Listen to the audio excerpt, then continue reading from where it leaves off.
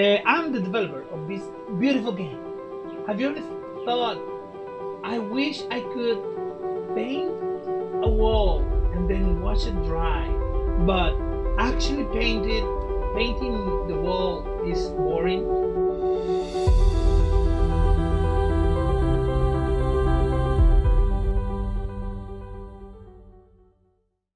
Paint Drying Simulator has been the most riveting experience of Neo Grand Manner art I have ever indulged in. When I play games, I never truly analyze the whole experience as an art piece, but Paint Drying Simulator is so nuanced, I have been forced to use my semester of art school to my advantage. This game is so complex, it seems to be so simple to the unaware eye. When I saw this game on Steam, something truly caught my attention. There's no way that a game can have 100% positive reviews. That would be implying that not only is a game a 10 out of 10 for what genre it sits in, but it is also versatile enough to cater towards players that enjoy games in vastly different capacities. I watched the trailer and was so astonished by the indie approach from the developer. I needed to buy Paint Drying Simulator. When I loaded this game up, I noticed something very valuable. This game reaches far past the realm of a video game. It's far past the realm of entertainment by modern day standards. This is modern day Da Vinci. There are 9 different quote unquote colors of paint to choose from. These colors are this game's way of setting up different works of astonishing art. Each color represents far more than a simple color on the rainbow.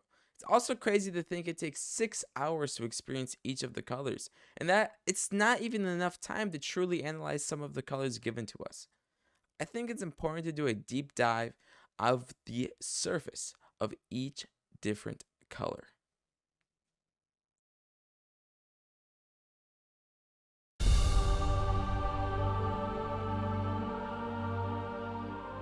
Now, the first color given to you is white for obvious reasons. Anybody with half a brain would know that white is the perfect symbolism for the concept of purity. And where better to put purity and innocence than the beginning of this art piece slash game?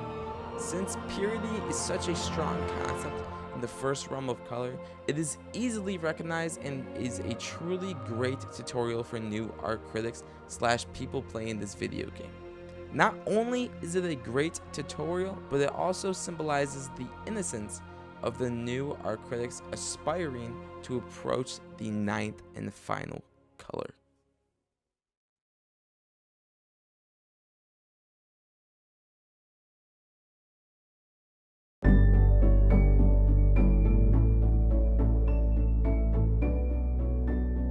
After experiencing the purity and innocence of the color of white, the next color thrown into the palette is of course a salmon. It only makes sense. After indulging into purity, you have hope for the future, and pink is a great color to symbolize hope, but salmon throws a little wrench into the plan. Salmon brings forth the concept of hope for the future, including future hardships and future failures. When you're so pure, you don't understand the hardships of others. So it makes you believe you can go through hardships and not taint any paint.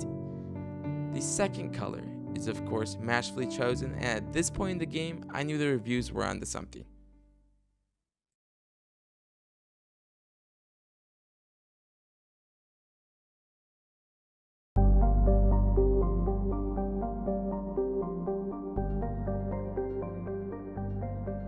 The third color in the palette of Paint Drying Simulator is a washed out blue, almost bordering the concept of gray if you were to exaggerate your thought process. This color stumped even myself at first with my semester of art school knowledge, but after analyzing for 6 hours, I think I've grasped the concept. Blue is usually used to symbolize freedom, but a washed out blue is shrouded. Think of an ocean with a gray sky atop. So beautiful yet so desolate. There's so much mystery to see underneath the surface of the ocean, but so intangible. It's so mysterious. Masterfully done, the third color is.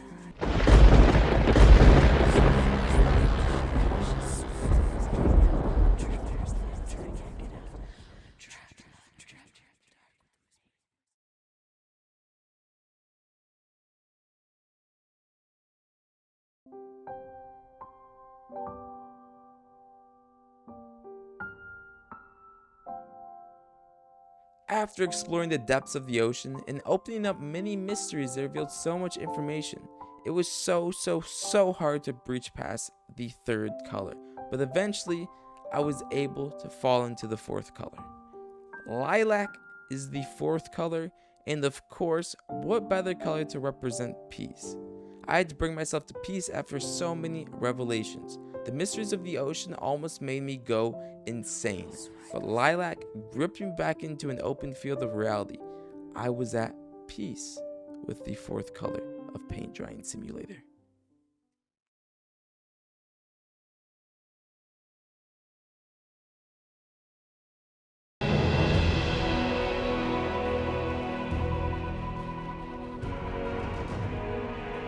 Now, after coming to peace, I experienced something before even reaching the fifth color. It was an elaborate feeling. I felt freedom. I stepped in front of the wall and watched the blue paint dry and felt more free than the richest person in the world.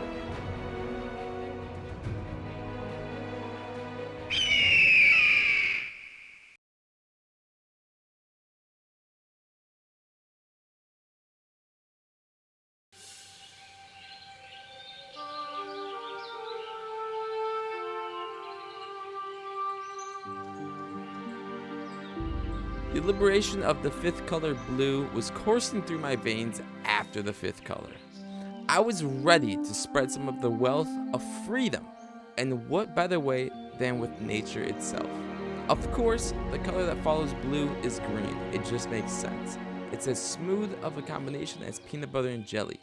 I was ready to liberate the green wall and the forests of the world with the freedom I was taught.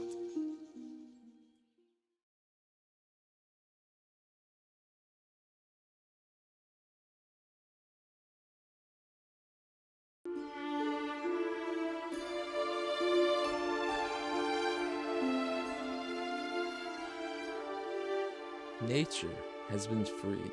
Peace has been found. I felt so alive that I needed to calm down. The nice, beautiful, wet beige wall helped me relax and juxtaposed the concept of the riveting next two colors.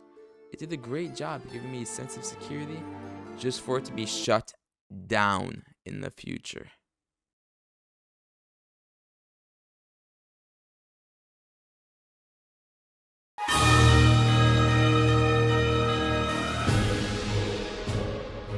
Now the next two colors are what truly made this game for me. The eighth color that is given to you in Paint Drying Simulator is purple. A very proud,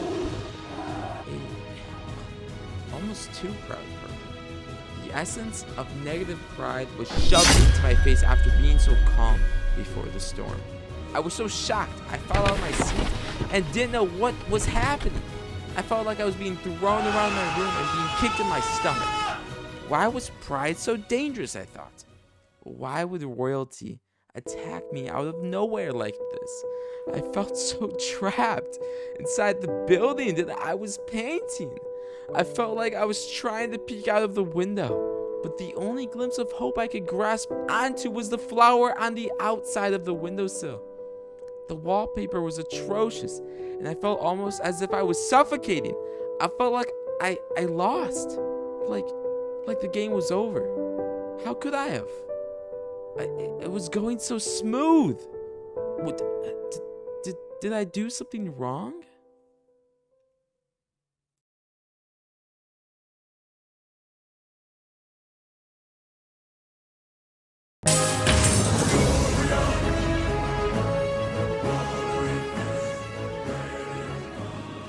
I finally, after 6 hours, escaped the tightly woven walls of the eighth color. I had a hard time clicking onto the next color. I was scared. I was scared to click on to number 9. The number 9 is of course a symbol for completion. And I did not want to finish the game trapped inside of a building. Luckily I escaped. I clicked onto the golden number 9 and was transported in time 100 years into the past. It was the Gilded Age.